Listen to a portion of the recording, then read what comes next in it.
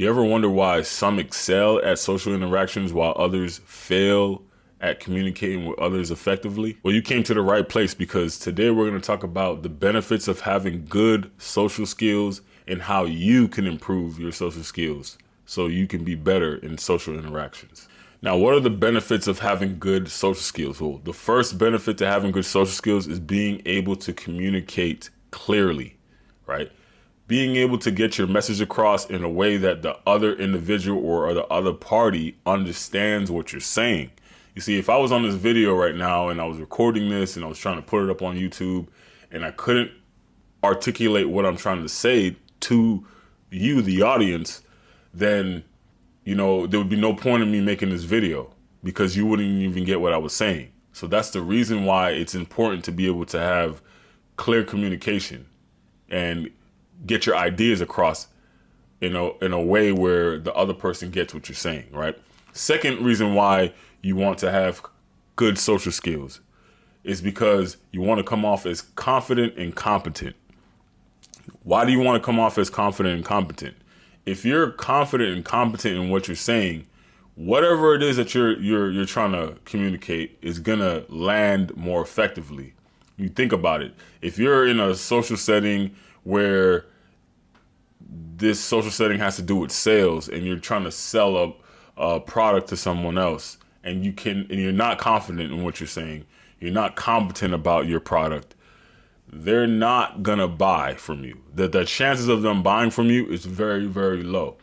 I've been in that situation where I was in a sales setting and I'm trying to sell a product to someone, and I was not competent in what I was saying. I was not confident in what I was saying, and the other person didn't buy from me. And I don't blame them, because why would you buy from someone who doesn't even know what they're selling to you?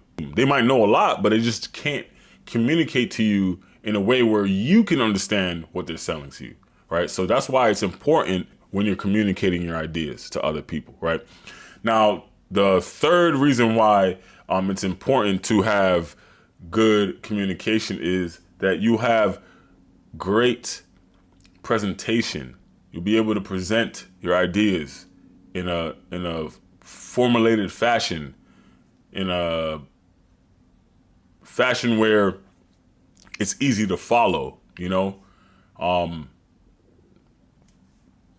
back to this video right here, the reason why we go over different points is so that I'm not just throwing all these ideas at your face and hoping they land. That's why I took the time to break down everything that I'm trying to communicate to you.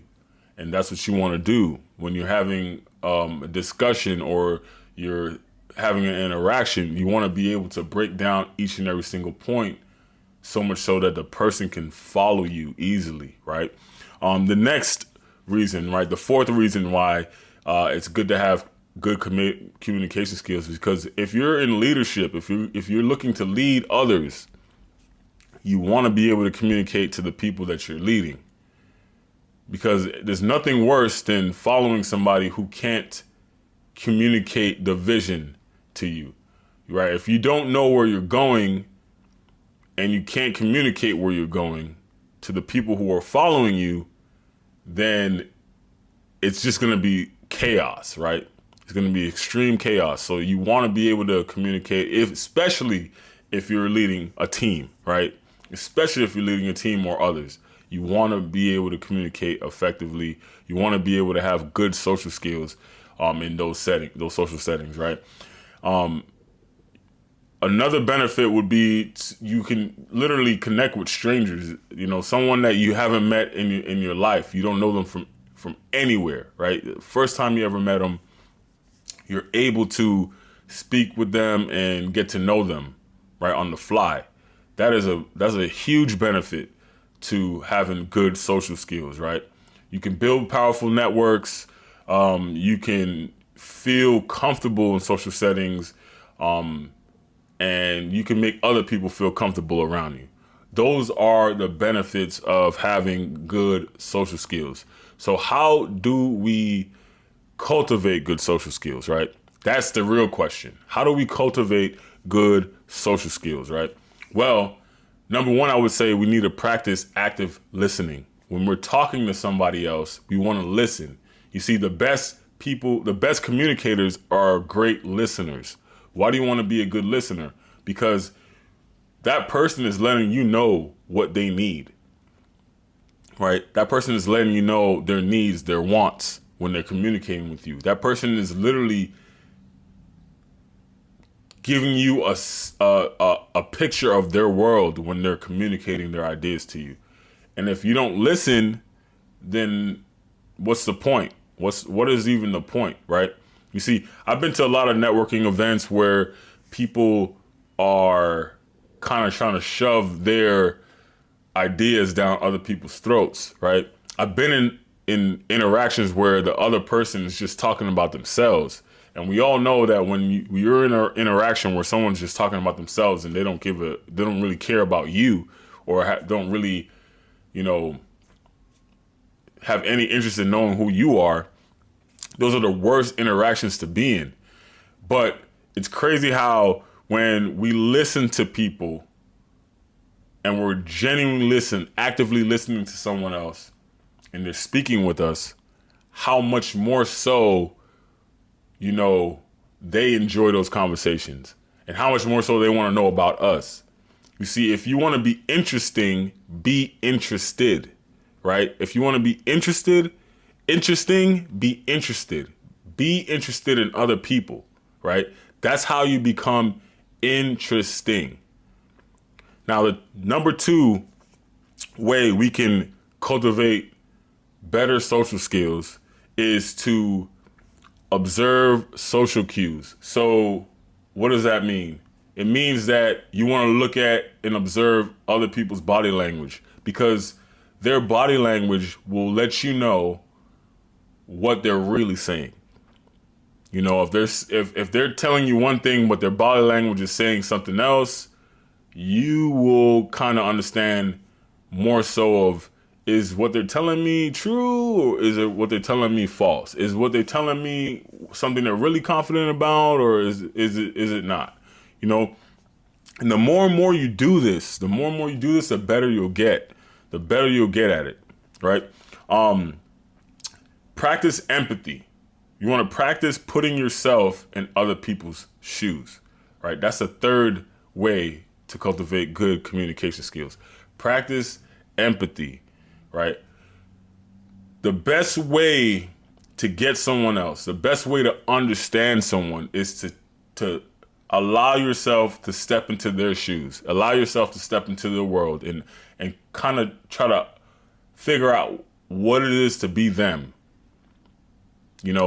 That's a big way in understanding someone. That's a big way in being able to communicate with someone and having good social skills.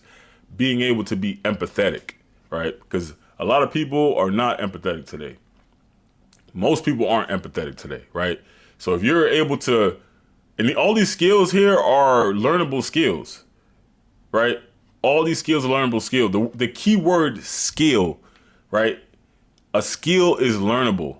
A skill is something that you can acquire, right? It's not something that you're born with. No one's born with good communication skills, right? You can develop communication skills based on the things that you've done in your life and the social settings that you've been in.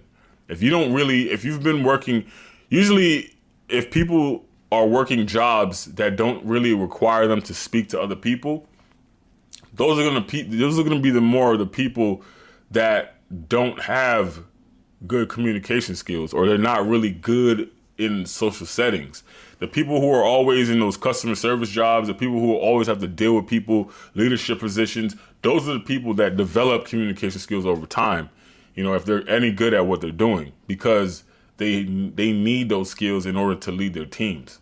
So it's either going to be that they'll go out and they'll literally do this on purpose, right? By seeking out knowledge and getting better on their own, or they'll be forced to get better because their job or whatever it is that they're doing will be on the line for it. So that's kind of how you develop better social skills. You have to go out and do these things and put them into practice.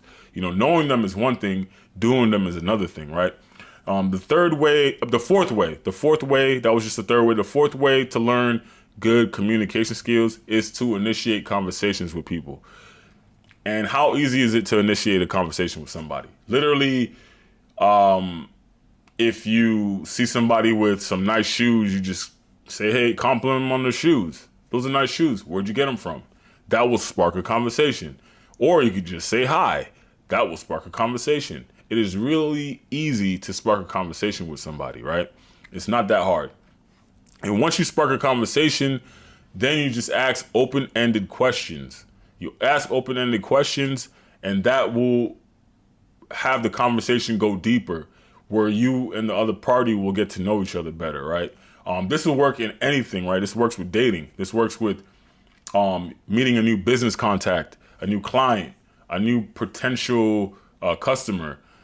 These are skills and techniques and tips that can work in any of those social settings, right? Because pretty much all of these skills are fractal, right? They work in all social settings. You can literally use them anytime you're interacting with another human being, right? Cool. So that was the fourth, right? Initiate conversations, right? The fifth is to get out the house. You cannot be social. Honestly, social media is social to a certain extent. Why? Because yes, you are going back and forth with a person. But I always say this, there is nothing more important than in-person interaction. You can kind of tell when someone doesn't necessarily have experience with in-person interaction. You can kind of tell. So you want to put yourself in a position to meet people and go out. Just go out. Get out the house, get off the computer and go out. Get off the phone and go out, right? That's how you put yourself in those positions to, win at having good social skills, right? Cultivate good social skills. Number 6, right? Number 6 is learning how to handle rejection, right? Understand, sorry about that. Understand that, you will get rejected. I mean, for example, with dating, you're going to get rejected. If you try to speak to somebody who doesn't necessarily want to speak to you, you're going to get rejected. But you need to get comfortable with being rejected, right? There's a book that I'm going to review probably in the next week or so, and I will post that up. That book review is called Go for No, right? And that book is key, right? When I read that book, I understood what it meant about, getting rejected, right? Because a lot of people, they fear rejection, and rejection is something that you should embrace, right? It says the more no's get you closer to that yes, right? So you should be comfortable with being with rejection. I get it. No one wants to get told no. But if you're comfortable with no, if no didn't faze you, how much more better will your life be? You see, at one point, no didn't faze you. When you were younger and you were a kid and you asked your mom for that candy bar and she said no, you asked her again, she said no, you kept asking, you were persistent until she said yes, right? And it's crazy. We've been told no so many times up to this point, especially when we're on the way to us getting older, that we get to the point where we fear the word no. When at one point we didn't even care about hearing the word no. No didn't mean nothing to us, right? So that's what you want to get back to. Getting to the point where no just means not yet, right? That's where you want to get back to, right? And the last thing you could do to cultivate good social skills would be to get in action, right? That is the key thing here, is to take action. Action cures all ills. You know, I can't stress that enough. Like, you can know all the knowledge in the world, but if you don't put it into practice, if you don't take the knowledge and apply it, it doesn't mean anything. There was no point in acquiring that knowledge. It's just like you don't know it, right? So that was the episode, guys. Those are the 7 things you can do to build better social skills, right? I'll go over them one more time, right? The first thing is to practice active listening, right? If you're interested, you would automatically be interesting, right? To be interested is to be interesting, right? Number 2, observe social cues, right? Being able to understand the person's body language and what they're really saying, right? Number 3, practice empathy, putting yourself in other people's shoes, right? Number 4, initiate conversations, right? Go out. It's as simple as saying hi. As simple as giving the person a compliment, right? Number 5, get out the house. You can't meet nobody in the house, right? And online interaction is cool, but it's nothing like in-person interaction. Number 6 is learning how to handle objection. No just means not yet, right? Don't worry about hearing the word no, right? And the best way to desensitize yourself from the word no is to get more no's. The